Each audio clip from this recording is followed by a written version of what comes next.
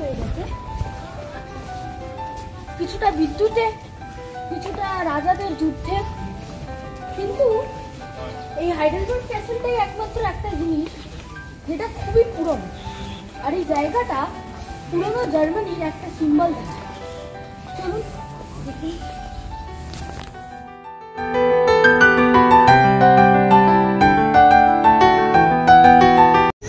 আমরা এখন ঠিক এই জায়গাটায় দাঁড়িয়ে আছি। এটা পুরো এই জায়গাটার হাইডেলবার্গের ম্যাপ। আর এই ক্যাসেলটা হচ্ছে এখানকার ক্যাসেল, সেটা আপনি ওই দূরে দেখতে পারবেন।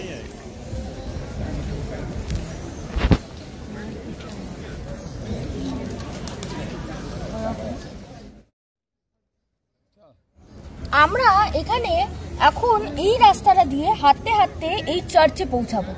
চলুন দেখা যাক।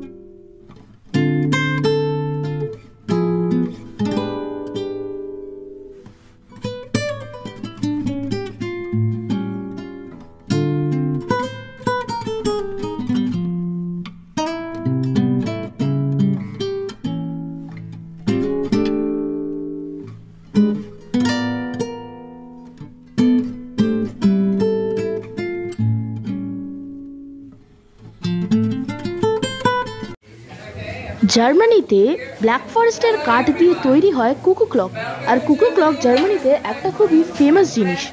আমরা জার্মানিতে এরপর চলে যাই কুকু ক্লক শপে।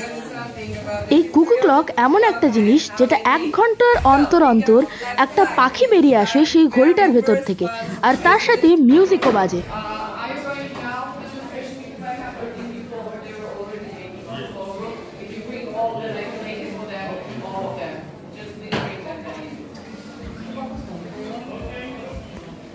কাকু ক্লকের দাম 50 ইউরো থেকে 250 ইউরো মতো হয়।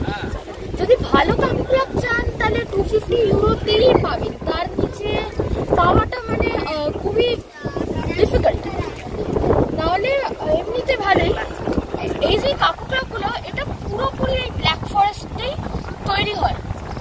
তার মধ্যে শুধু কাকু ক্লকের যে গানের মেকানিজমটা হয় ওটাই একমাত্র প্যারিস থেকে ইম্পোর্টেড আনা হয়।